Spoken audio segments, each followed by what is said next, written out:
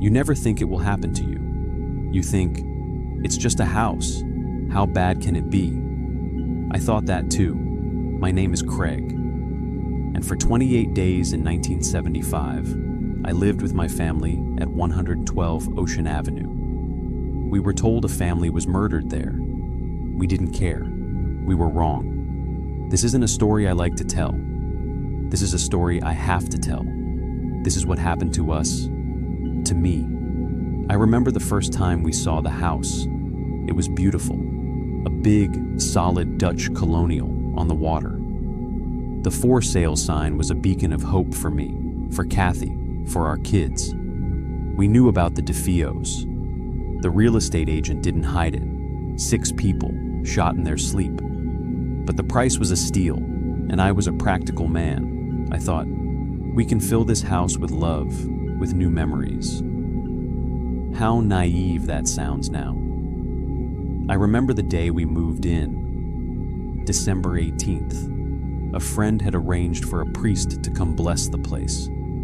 He walked through, did his prayers, and left in a hurry. We should have seen that as a sign. The first thing that went wrong was our dog. Harry, our dog, was the first real warning. He was a big, brave German Shepherd, but he would not, under any circumstances, come inside the house. He'd plant his feet on the front step and whine, this low, terrified sound from deep in his chest. We'd have to drag him in, and then he'd just cower in a corner, shivering, his eyes darting around the room like he was watching things we couldn't see.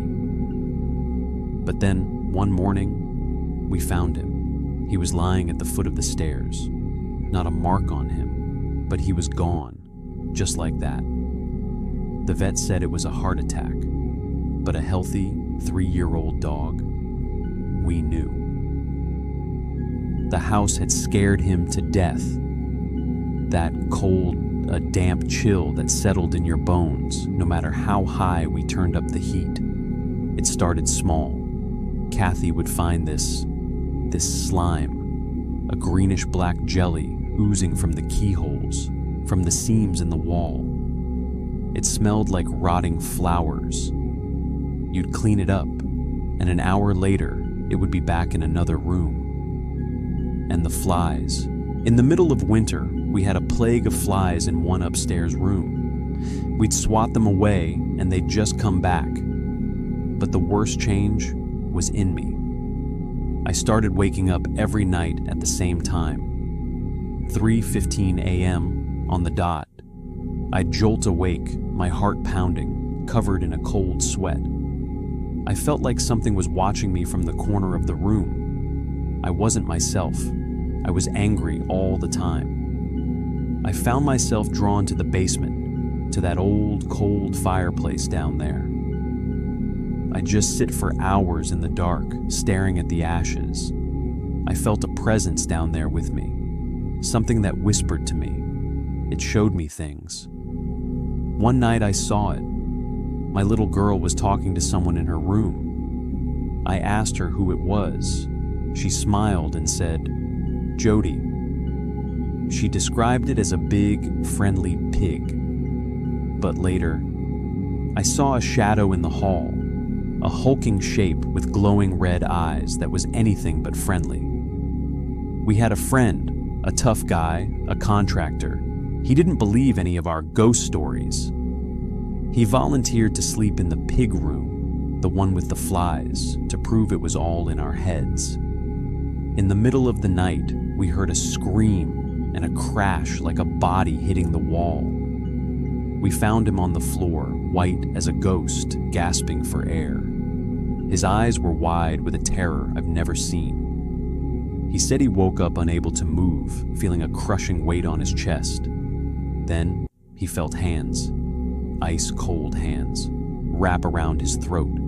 He was lifted off the bed, levitated, and then hurled across the room. He grabbed his coat and left that very minute. He never spoke to us again. That's when we called the priest back.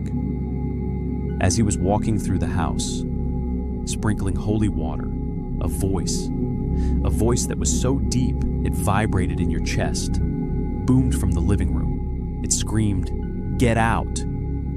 The holy water he was holding began to smoke, and he ran. He ran, and never looked back. The final night, January 14th, was the worst storm I've ever seen. The house was groaning. We were all huddled in the living room, too terrified to sleep. That's when the front door blasted open, not from the wind. It was a boom, and it just flew inward, splintering the frame. Kathy started screaming, pointing at the walls. She said she could see them, the DeFeos. Their faces were forming in the wood paneling, their eyes wide open, staring at us. And then the voice was in my head. It wasn't a sound you heard with your ears. It was inside you. It said, "Get the gun, kill them all." The urge, it was overwhelming. I fought it. I screamed at Kathy, "Get the kids and get in the car, now!" We didn't grab coats. We didn't grab wallets. We just ran. We ran through the pouring rain, piled into the car, and I drove. I didn't know where I was going. I just had to get as far away from that house as possible. We looked back once. The house was just a black silhouette against the stormy sky. But I swear, in one of the top windows, I saw a shadow watching us leave. It was Jody, letting us go. We never went back, not for our clothes, not for our furniture. Nothing from that house was worth the price of retrieving it. People called us liars. They said we made it up for money. Let them think that. I wouldn't wish the truth on my worst enemy. The fear, it changes you. It gets inside you, and it never really leaves. I still wake up sometimes at 3:15 a.m., my heart frozen, listening for that voice. The house is still there. They changed the address, changed the windows, tried to bury its past. But you can't cleanse a place of that kind of evil. It's in the foundation. It's in the land. So when you ask me if I believe in ghosts, I don't believe. I know.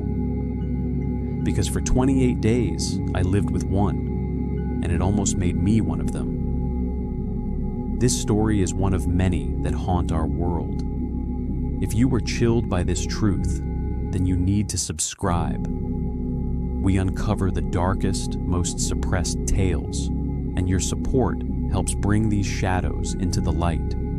Hit that subscribe button and ring the bell so you don't miss our next journey into the unknown. But before you go, I have to ask you, we all heard the evidence.